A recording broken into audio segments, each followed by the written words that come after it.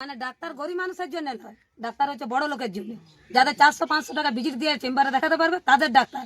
গরিব মানুষ কি হলো, বিনা পয়সায় সরকারি হসপিটাল যাবে, বিনা চিকিৎসায় মারা যাবে। মানে যেরকম যে বড় লোকরা যাবে তাদের সঙ্গে যত ভদ্র ব্যবহার সেটা গরিব মানুষের সঙ্গে করেনি। গরিব মানুষের সঙ্গে গেলে তখন কি বলে, আমরা কি এখানে এমনি এমনি বসে আছি, আমরা তো দেখছি খাতা, আমরা তো সব এই সব দেখছি। মানুষ যদি না বুঝতে পারে, সিস্টারদের বুঝানো নীতি। বিষ্ণুপুর যৌবনমান কলোনিতে আসি, আর এখানে এত মানুষ আছে, সবাই রেডি হয়েছে, মানে একত্রিত হয়েছে যে বিষ্ণুপুর হসপিটালকে ঘেরাও করব। তো এখানে এরা সব আছে সাধারণ মানুষ, খেটে খাওয়া মানুষ। হঠাৎ করে কেন বিষ্ণুপুর হসপিটালকে ঘেরাও করবো, আমি এখানে ওনাদেরকে মানে চুপ করে রেখেছি। তার কারণ ইনাদের মানে এই দাদার একটি 11 বছরের বাচ্চা এখানে একটা অনুষ্ঠানে খেলতে খেলতে তার চোখে আঘাত লাগে, এবং সেই বাচ্চাটাকে ভর্তি করা হয়েছিল আমাদের বিষ্ণুপুর হসপিটালে। তো 24 ঘন্টা তার কোনো ট্রিটমেন্ট হয়নি, এবং শুধু ইনার ছেলের জন্য নয়, মানে আপনাদেরও অনেক বাড়ির পেশেন্ট আছে যাদের এরকম সমস্যা হয়েছে। রাত্রি 10টার সময় নিয়ে যাই হসপিটালে, তখন এমার্জেন্সিতে অন ডিউটি যে ডাক্তার ছিলেন উনি বললেন যে বাচ্চাটার কন্ডিশন খুব সিরিয়াস। আমি চোখের ডাক্তারের সাথে কথা বলছি, ফোন কল করেন, কথা বলেন এবং মেডিসিন কিছু লিখে দেন। সেই মেডিসিন 3টে লিখে দেন, সেই মেডিসিন আমরা কিনে এনে যথারীতি লাগানো হয়। ফের নেক্সট 24 আওয়ার্সের মধ্যে কোনো ডাক্তার আসেননি। যথারীতি আমি পরের দিন যখন 12টা বাজে তখন আমি যাই, যাওয়ার পরে দেখি ডাক্তার আসেনি। সিস্টারদেরকে আমি জিজ্ঞাসা করি 24 আওয়ার্স হয়ে গেল, এখনো পর্যন্ত ডাক্তার কেন আসেননি? তখন সিস্টাররা বলেন যে ডাক্তারকে তো আমরা কল বুক করেছি, এখনো পর্যন্ত কল বুক করে যাচ্ছি, ডাক্তার আসেনি, আমরা কি করব বলুন, আমাদের কোনো দোষ নেই। সিস্টার স্বীকার করেন, তার স্বীকারোক্তি আমার কাছে রেকর্ডিং আছে। তারপরে আমি যাই সুপারের কাছে, সুপার থাকেনি, অ্যাসিস্ট্যান্ট সুপার ছিলেন। আমি অ্যাসিস্ট্যান্ট সুপারকেও সমস্ত ঘটনাটা খুলে বলি। অ্যাসিস্ট্যান্ট সুপারের কাছে যখন আমি যাই তখন অ্যাসিস্ট্যান্ট সুপার আমাকে বলে যে দেখুন দিদি, ঘটনাটা আমি শুনেছি, আমারও খুব খারাপ লাগছে, ডাক্তার আসেনি, তো এখন আমরা কি করতে পারি, তো আপনি একবার আসুন, 5 মিনিট বাদে সুপারের সাথে দেখা করুন। সুপার আসছেন। যথারীতি আমি সুপারের কাছে আসি, আমার পেশেন্টকে ফেলে দিয়ে তখন একটা লেন্সের ডাক্তার উনাকে পাঠিয়েছেন। উনি আই স্পেশালিস্ট নয়, উনি লেন্সের ডাক্তার। তো উনি গেলেন, উনি দেখে কি করবেন, তখন এমার্জেন্সিতে যে অন ডিউটি ডাক্তার ছিলেন তাকে সাথে করে নিয়ে যান এবং আমাদের রেফার করে দেন পেশেন্টকে।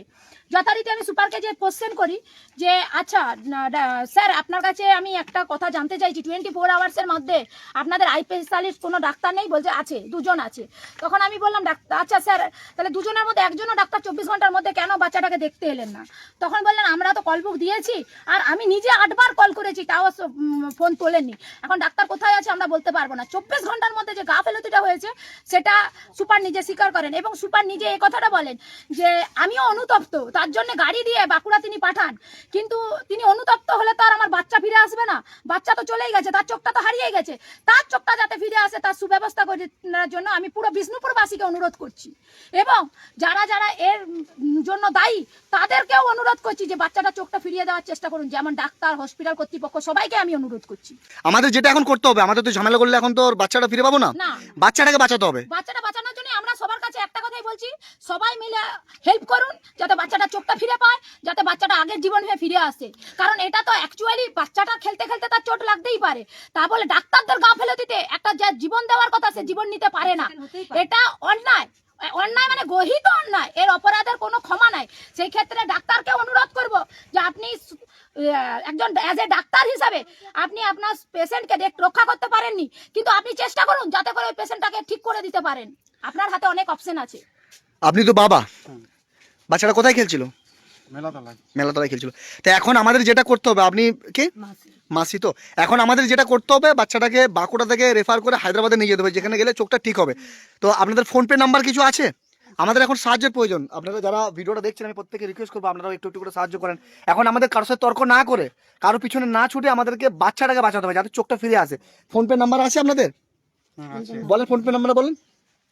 8250 650 840। আমরা আইনতভাবে ওটা পদক্ষেপ অবশ্যই নেবো। তো আমাদের এখন মেন টার্গেট হবে বাচ্চাটাকে বাঁচানো, বাচ্চাটা যেন ঠিকঠাক করে বাঁচতে পারে, ওখান থেকে আমরা নিয়ে আসতে পারি। আচ্ছা, আমরা কোথায় নিয়ে যাওয়ার চিন্তা করি? Hyderabad eye specialist hospital, LV Prasad. বাঁকুড়াতে কি বললো, ওখানে হবে না? বাঁকুড়াতে বলে দিচ্ছে 99.9% ঠিক হওয়ার চান্স নেই। যেটা হয়েছে সেটাকে আমরা সেলাই দিয়ে জুড়ে দেবো, তাতে বাচ্চা দেখতে পাবে, কোনো গ্যারান্টি নাই। কিন্তু বাইরে নিয়ে গেলে হবে? হায়দ্রাবাদ এলবি প্রসাদ আই স্পেশালিস্ট ওয়েস্ট বেঙ্গলকে ইন্ডিয়ার মধ্যে বেস্ট অফ হসপিটাল।